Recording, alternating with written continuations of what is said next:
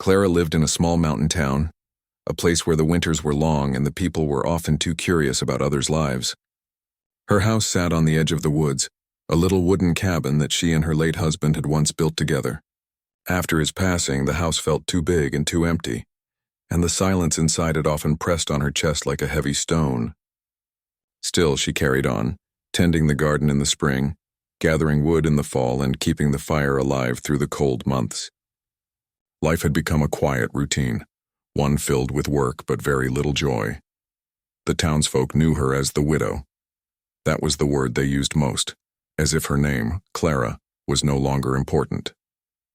They would nod politely when passing by, sometimes even offer a quick smile, but behind their faces she could feel the unspoken thoughts. Clara was not like the other women in town. She was fuller, stronger, her figure rounder than the slim and neat shapes that many considered ideal. People whispered that she was too curvy, that she did not fit the picture of someone who would find another husband or start a new life. These words stung even though no one ever said them directly to her. She heard enough to understand. At the market, Clara often stood apart. When merchants called out their prices, they did it cheerfully to the younger women or families. But with Clara, their tone was different, quieter, almost pitying. Sometimes she overheard mothers telling their daughters, "Don't grow lazy or you'll end up like her." Clara pretended not to hear, but each time it left a mark on her heart. She would gather her bread, her vegetables, and leave quickly, her head lowered, wishing she could disappear. Despite the coldness of people's words, Clara was not weak.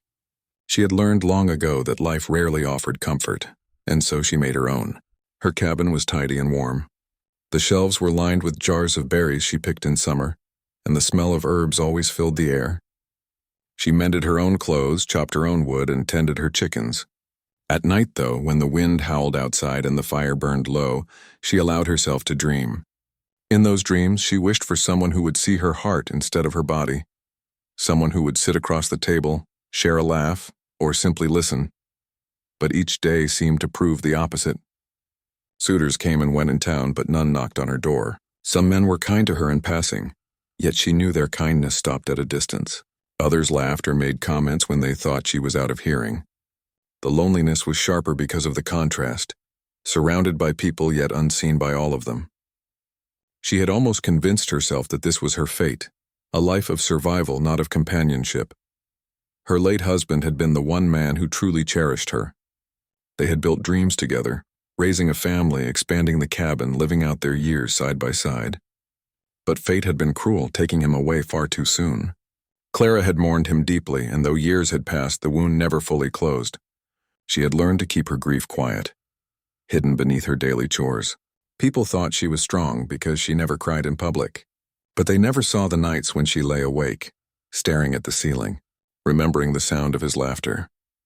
The mountain life was hard, but Clara endured it with dignity. Each morning she rose before dawn, wrapped in her old shawl, and fetched water from the well.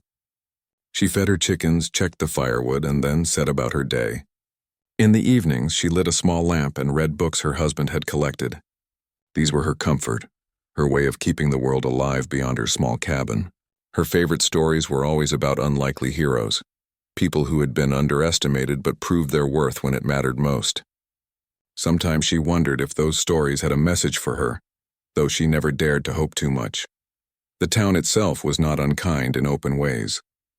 They did not throw stones or close their doors to her. But indifference, she had learned, could cut just as deep as cruelty. It was in the way invitations never reached her. Weddings, feasts, gatherings, she was often left out. If she appeared on her own, the conversations shifted awkwardly, as if her presence reminded everyone of something they preferred to ignore. People didn't mean harm, perhaps, but harm was done all the same. One afternoon, Clara carried her basket to the market as usual. The sun was bright, but the air still held the bite of winter. She walked slowly, the hem of her dress brushing against the cobblestones. She greeted the baker, but his eyes slid past her to the young couple behind. She waited at the vegetable stall, but others were served first. Her patience never wavered outwardly, though inside she felt herself shrinking smaller each time. When she returned to her cabin that day, she placed the basket on the table and sat down heavily.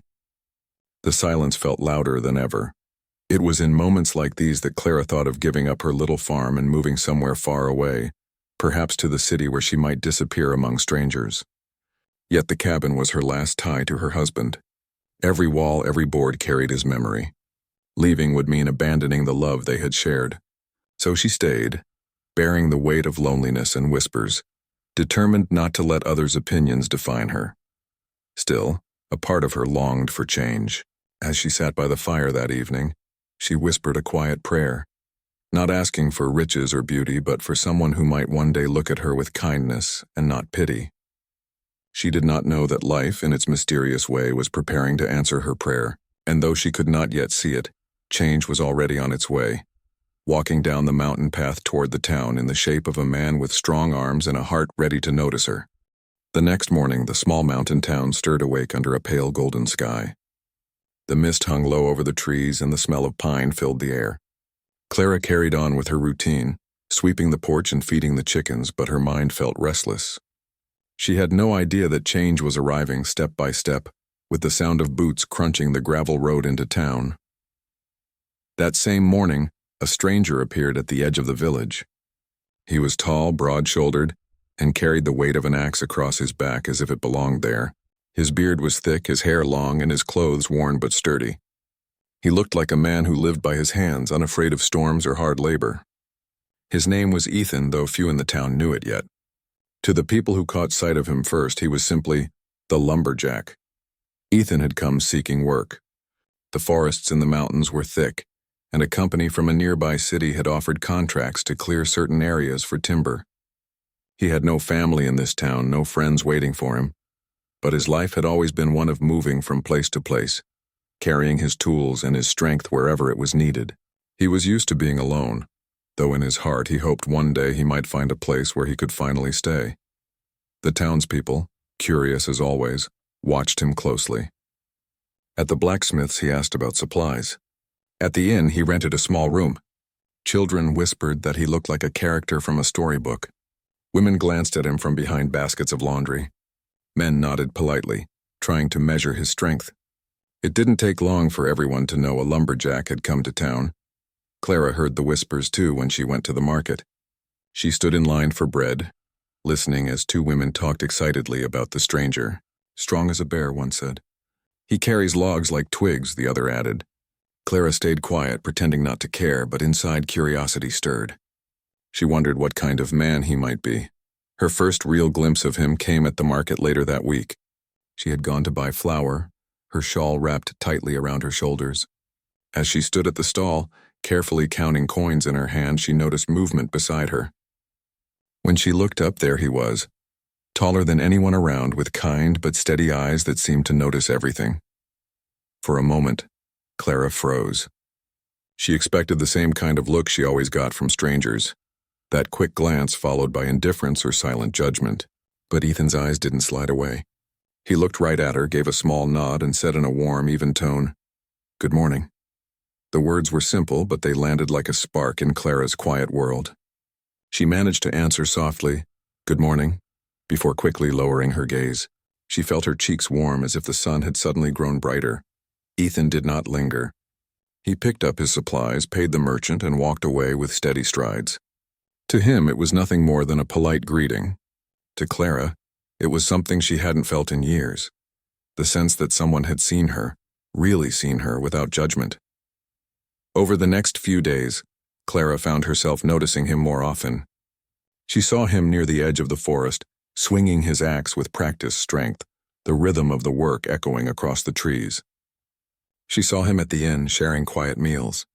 She saw him helping an elderly man lift a heavy sack of grain. Each time she told herself not to think much of it, but her heart didn't listen. The townsfolk, however, were already forming opinions. Some admired him, saying it was good to have a strong man in town. Others whispered doubts, wondering what kind of life he lived, drifting from one place to another. And when they noticed his brief exchange with Clara at the market, the whispers grew sharper. "Did you see?" someone said. The widow caught his eye. Others laughed quietly, shaking their heads. Clara heard some of these whispers and felt the old familiar sting. She told herself it was nothing, that he would not remember her face after a day or two. But life has a way of weaving paths together in unexpected ways. One chilly afternoon, as Clara struggled with a basket too heavy for her arms, the handle broke, spilling apples across the path. She bent down quickly, embarrassed, trying to gather them before anyone noticed. To her surprise, a pair of large, calloused hands reached down to help. "Let me," said a deep voice. Clara looked up, startled, and found Ethan kneeling beside her. He picked up the apples with ease, placing them gently back into the basket. "That handle won't last," he said with a faint smile. "You should let me fix it." Clara's heart raced. I can manage," she replied, though her voice was softer than she intended. Ethan shook his head. "You shouldn't have to manage alone." His words carried no pity, only a calm certainty that unsettled her in the best way. From that day, Ethan began to appear in small but meaningful ways. He carried firewood past her cabin and left a bundle at her gate. He fixed the broken handle on her basket without asking. He greeted her each time they crossed paths as if she were not invisible, but a part of the town worth noticing. Clara tried to resist the warmth growing inside her. She reminded herself of all the years of rejection, all the times she had been overlooked. Yet Ethan's presence chipped away at the walls she had built. He did not treat her like someone to be pitied or ignored. He treated her as an equal, someone worthy of respect. The townspeople noticed, of course. Their whispers grew louder, carrying tones of surprise and disbelief. "Why her?" some asked. He could have anyone. Clara heard enough of it to feel torn between shame and quiet hope. But when Ethan spoke to her, when his eyes met hers, the noise of the town faded, and for a moment, it felt like the world belonged only to the two of them. That evening, Clara sat by her fire staring into the flames. She felt something she had not felt in many years, a flicker of possibility. She told herself not to dream too much, not to believe in what might only be kindness. But deep down she knew something had shifted. A stranger had walked into town, and with just a few simple gestures, he had begun to change her life in ways she could not yet imagine. And as the days stretched on, she would learn that this lumberjack was not a man who came and went lightly. He was a man who carried more than just an axe. He carried the strength to see her heart and perhaps the courage to stay. The days in the mountain town began to grow shorter as autumn deepened. The leaves on the trees turned from green to shades of gold and red, and the air carried the crisp scent of wood smoke. Clara continued her usual routine, but there was something different in her life now. Every few days she found herself crossing paths with Ethan. At first it seemed like coincidence. Later it felt like something more, as though fate itself was guiding their steps closer together. One afternoon, Clara was returning from the market with her basket of supplies when she heard the sound of heavy footsteps behind her. She turned and saw Ethan carrying a bundle of logs tied with rope. He gave her a friendly nod and slowed his pace until they were walking side by side. "You live near the edge of the forest, don't you?" he asked, his voice steady and warm. Clara hesitated. People rarely showed interest in her. She gave a small nod. "Yes, just past the mill road." "I've been cutting wood not far from there," Ethan said. "It seems I'll be passing by often." He adjusted the bundle on his shoulder as if it weighed nothing. "If you ever need firewood, I can leave some by your gate." Clara's heart raced. She didn't know how to respond. Part of her wanted to accept, to let someone help her for once. But another part remembered all the whispers and stares of the townsfolk. She didn't want to give them more reasons to talk. "That's kind of you," she said carefully. "But I wouldn't want to trouble you." "It's no trouble," Ethan replied simply. "Wood keeps better when it's shared." The words were unusual, but they touched her. Clara said nothing more, but a faint smile tugged at her lips as they parted ways. From that day onward, Clara noticed small changes. A neat stack of firewood would appear by her gate. The broken hinge on her fence was suddenly repaired. Once, when she struggled to carry a heavy sack of grain, Ethan appeared without a word, lifted it onto his shoulder, and walked it all the way to her cabin. At first, she wondered why he was being so kind. Was it pity, or just a habit of helping whoever he saw? But as the days went by, she realized it was more than that. When Ethan looked at her, his eyes carried no judgment, no mockery. He spoke to her as though she were an equal, not someone forgotten by the world. One chilly evening, Clara invited him inside for tea as thanks. Ethan sat by her fireplace, His large hands wrapped around the warm cup while Clara moved quietly around the cabin. They spoke of small things at first, the weather, the trees, the long winter ahead. Then slowly, the conversation grew deeper. Ethan shared that he had lived most of his life traveling from place to place, working wherever his skills were needed.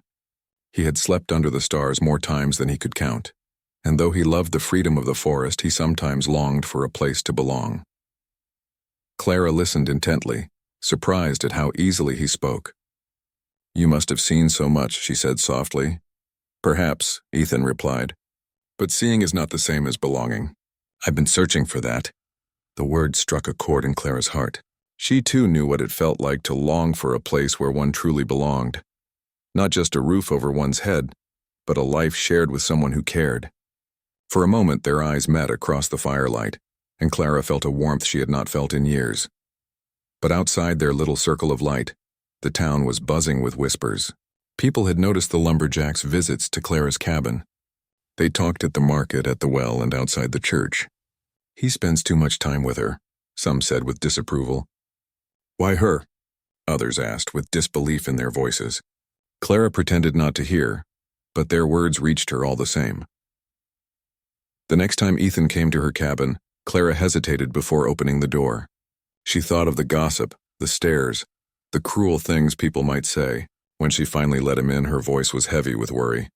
"People are talking," she said quietly, avoiding his eyes. Ethan looked at her calmly.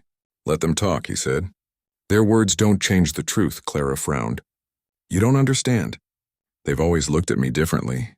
I've lived with it for years. It's easier to stay quiet and keep to myself." Ethan leaned forward, his gaze steady. "Easier, maybe, but not better. You deserve more than silence." Clara's chest tightened. No one had ever spoken to her like that before. She wanted to believe him, but fear still clung to her heart. "I don't know if I'm strong enough," she admitted. "You are," Ethan said firmly. "I see it in you. You've carried so much alone, but you don't have to anymore." The fire crackled between them, filling the silence that followed. Clara felt the truth of his words, but she also felt the weight of years of rejection pressing against her hope. Still, in that moment, something inside her began to shift. Over the following weeks, their friendship deepened. Ethan continued to stop by with small gestures of kindness, and Clara found herself looking forward to his visits. They shared meals, laughed over small things, and talked late into the night. For the first time since her husband's passing, Clara felt life returning to her home. But not everyone in town approved. One afternoon, as Clara passed through the market, two women whispered loudly enough for her to hear. "The widow thinks she's found someone again," one sneered. "As if a man like that would stay." Clara kept walking, her face burning, but when she returned home, Ethan noticed her troubled expression. "What did they say?" he asked gently. Clara shook her head. "It doesn't matter." "It matters if it hurts you," Ethan said. He placed a reassuring hand on her shoulder. "Clara, you're worth more than their gossip. Don't let them decide your life." Tears welled in Clara's eyes, though she blinked them away quickly. She had been strong for so long, hiding her pain from the world, yet with Ethan she felt safe enough to let her guard fall, even if just a little. That night, as she lay in bed, she thought about all the years she had spent in silence, shrinking herself so others would not judge her. But now, for the first time, she felt seen, truly seen for who she was, not for what others thought. The fear of gossip still lingered, but it was no longer enough to extinguish the small flame of hope growing inside her. Clara did not know what the future would bring. But she knew one thing: Ethan was different. He was not a man who cared about whispers or appearances. He was a man who looked beyond the surface, who saw her heart and valued her strength. And though she still doubted herself at times, she could not deny that his presence was changing her life. What had started as small acts of kindness was now becoming something deeper, a bond that might grow into something neither of them had expected. In the quiet of her cabin, Clara allowed herself to whisper the thought she had buried for so long. Maybe I am worthy of love again. The first snow of winter came earlier than anyone expected that year. At first it fell lightly, dusting the rooftops and blanketing the tall pine trees with a soft white layer. Children ran through the streets laughing, throwing snowballs and chasing each other. But by the second week, the light snow turned into heavy storms. The winds howled across the mountains, rattling windows and sweeping through the narrow streets of the town. People hurried indoors, stocking up their homes with food, wood, and supplies. Everyone knew the mountain winters could be unforgiving, but this storm seemed stronger than most. Clara had been preparing for weeks, but even she had not expected the weather to turn so quickly. Her cabin, though sturdy, was old, and the strong winds tested its strength. Shutters banged against the windows, and the roof groaned under the weight of the snow. Each morning, Clara shoveled a path from her door to the chicken coop, her hands numb from the cold, her shawl pulled tightly around her shoulders. She did her best to carry on, but the storm wore her down. One night, as the wind roared louder than ever, Clara lay awake in her bed, listening to the creaks and groans of her home. A sharp cracking sound made her sit up suddenly. Rushing to the window, she saw part of her roof had shifted, letting in a thin line of snow. Fear struck her chest. If the damage grew worse, her entire cabin could be in danger. She hurried to place buckets under the leak, but the storm only worsened. Alone, she felt helpless. The next morning, Clara braved the icy air to check the damage in daylight. Her heart sank when she saw it. The roof had a gaping hole where the shingles had torn away and snow was piling inside. She tried to climb onto the ladder with a bundle of nails, but the cold bit into her fingers and the weight of the task overwhelmed her. For a moment, she stood still in the snow, tears welling in her eyes, wondering how she would survive the long winter with her home falling apart. It was then that she heard footsteps crunching in the snow. When she turned, she saw Ethan approaching, his heavy coat dusted with frost, his axe strapped to his back, and a determined look in his eyes. "You shouldn't be climbing that ladder alone," he said firmly, taking the tools from her trembling hands. "It's too dangerous." Clara felt both relief and embarrassment. "I didn't want to bother anyone," she whispered. "You're not a bother," Ethan replied, his voice steady. "You don't have to face this storm by yourself." Without another word, he set to work. He climbed the ladder, his strong hands steady even as the wind whipped around him.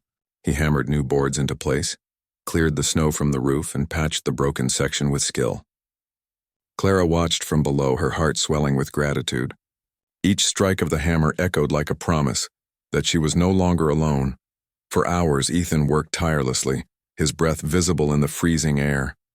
When he finally climbed down, his face was red from the cold, but his eyes carried that same calm strength Clara had come to know. "Your roof will hold now," he said simply. Clara's eyes filled with tears she could no longer hide. "Thank you," she whispered, her voice trembling. "I don't know what I would have done without you." Ethan looked at her for a long moment before replying. "You don't have to do everything alone anymore. Not while I'm here." Inside the cabin, Ethan helped build the fire higher, warming the room until the chill began to fade. They sat across from each other, sipping tea while the storm continued to rage outside. The sound of the wind no longer frightened Clara as it once had. Instead, she felt a sense of safety she hadn't known in years. As the storm stretched into days, Ethan returned often, bringing extra firewood and food he had managed to gather. Sometimes he stayed to share a meal. Other times he worked quietly, repairing small things around the cabin. With each visit, Clara's walls of fear and doubt crumbled a little more. The townspeople, of course, noticed. Some were surprised that the lumberjack would go out of his way to help the widow. Others whispered with disbelief, claiming it would never last. But Clara began to care less about their words. What mattered most was how she felt when Ethan was near, respected, safe, and seen. One particularly harsh night, the storm knocked out the lanterns in town, and darkness swept across the mountainside. Clara sat by the fire, clutching her shawl, when there was a knock at her door. She opened it to find Ethan standing there, covered in snow, holding a sack of supplies. "I didn't want you to be alone in this," he said, stepping inside. Together they weathered the long night, listening to the wind while sharing stories by the fire. Ethan spoke of his travels, the lonely roads, and the many winters he had faced alone. Clara listened, her eyes softening with every word, realizing how much his loneliness mirrored her own. "You've carried a heavy burden," she said gently. "So have you," he replied. His voice was quiet but full of meaning. For the first time, Clara allowed herself to share pieces of her past, the dreams she once had with her husband, the pain of losing him, and the years of isolation that followed. Ethan listened without interruption, his expression filled with understanding. When she finally fell silent, he said, "You are stronger than anyone I've ever met, but even the strongest deserve someone to stand beside them." The words sank deep into Clara's heart. She realized then that Ethan wasn't just helping her survive the storm. He was offering her something far greater: companionship, respect, and the chance to believe in love again. When the storm finally began to fade, the world outside was transformed. The trees sparkled with ice, the ground shone like silver, and the air was crisp and clear. Clara stepped outside with Ethan, the snow crunching beneath their boots. She looked at the repaired roof, the stacked firewood, and the man who had stood by her side through the worst of it. For the first time in many years, Clara felt hope bloom inside her. The storm had tested her, but it had also revealed something she never expected: that even in the harshest winter, warmth could be found if someone was willing to share it. That night, as she watched Ethan walk down the snowy path toward his own cabin, she whispered to herself, "Maybe this is the beginning of something new." And deep down, she knew that her life was changing, not just because of the lumberjack's strength, but because of the kindness in his heart. Spring came slowly to the mountains. At first, the snow melted in small patches, revealing damp earth beneath. Then streams began to run again, rushing down the slopes and filling the air with the sound of water. The trees stretched their branches as though waking from a long sleep, and buds of green began to appear. The storm that had once frightened Clara was now a memory, but its mark remained in her heart, not as fear, but as proof that even the darkest nights could be survived when someone stood by her side. Ethan continued to visit her cabin, though the storm had passed. Sometimes he came with a bundle of firewood, sometimes with fresh game from the forest, and sometimes with nothing at all, just himself, ready to sit by her fire and share quiet company. Clara found herself looking forward to these visits more than she dared to admit. She began to notice small things: the way his laughter filled the room, the calm in his voice when he spoke, the way his presence made her cabin feel less like a lonely shelter and more like a home once again. The townsfolk still whispered, of course. At the market, Clara caught fragments of their words. Some were curious, others doubtful, and a few even bitter. "He'll move on soon," one woman said with a shake of her head. "Men like him never stay." Another added, "She should know better than to hope." Each whisper was meant to cut, but Clara found herself less wounded than before. She had grown used to their voices, and now she had something stronger to hold on to: the truth of how Ethan treated her, not the lies others imagined. One bright morning, Ethan knocked on her door with a smile in his eyes. "Come with me," he said. Clara frowned in surprise. "Where?" "You'll see," he replied, offering his hand. With a mixture of hesitation and curiosity, Clara took it. He led her down the forest path where the snow was melting into soft mud and tiny flowers pushed up through the ground. They walked for some time until they reached a clearing Clara had never seen before. There, nestled among tall pines, stood a small but sturdy cabin. Its walls were built from fresh logs, and though it was not finished, the shape of a home was already clear. Clara gasped softly. "You built this?" Ethan nodded. "I started during the winter whenever the weather allowed. I wanted to show you when the storm had passed." She turned to him, her heart pounding. "But why?" Ethan's voice was calm, but his words carried deep meaning. "Because I don't want to keep moving from place to place. I've spent years drifting, never belonging anywhere. But here with you, I feel something I've never felt before. I want to stay. I want to build a life if you'll share it with me." Clara's breath caught. The doubt she had carried for so long tried to rise again. She thought of all the years of loneliness, of the cruel whispers, of the way people had dismissed her. But then she remembered the storm, the nights by the fire, the way Ethan had seen her strength when no one else had. For the first time, the hope inside her outweighed the fear. "You would choose me?" she asked softly, her voice trembling. Ethan stepped closer, his eyes steady on hers. "I already have." Tears welled in Clara's eyes, but this time they were not from sorrow. She nodded, unable to speak at first. Finally, she whispered, "Then yes, I'll share it with you." In that quiet clearing, surrounded by trees and the sound of running water, Clara felt the weight of years lift from her shoulders. She was no longer the woman whispered about, no longer the widow everyone pitied or judged. She was a woman chosen, seen and cherished for who she truly was. As weeks turned into months, the new cabin took shape. Ethan worked with steady hands, cutting timber and raising beams, while Clara helped with smaller tasks, sanding wood, sewing curtains, planting a small garden nearby. The townspeople, curious as ever, watched from a distance. Some were surprised to see the lumberjack remain. Others slowly softened their opinions, and a few even began to respect Clara in ways they never had before.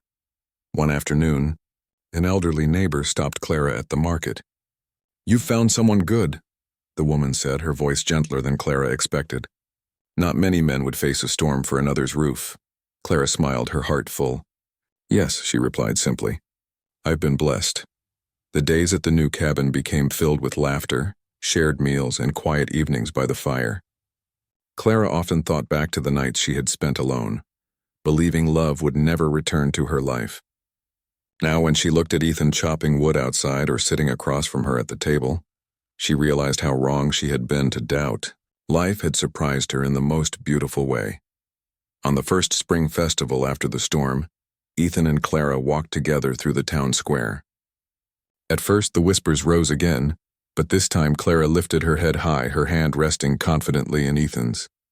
When people looked at her now, she no longer felt shame. She felt strength knowing she had endured, and knowing she was loved for who she was.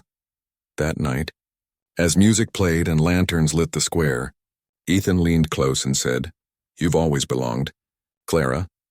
You just needed someone to remind you." Her eyes sparkled in the firelight as she whispered back, "And you've always been searching. I'm glad you found me." The years of loneliness no longer haunted her. In their place grew new beginnings, filled with trust, respect, and love that went beyond appearances or gossip. Clara had once believed her story was over, but she now understood it was only just beginning, and so, the widow the town had once overlooked became the woman at the heart of a new story, one that people would tell not with pity, but with admiration. For her life proved that love often arrives when least expected, and that true hearts see far deeper than the surface.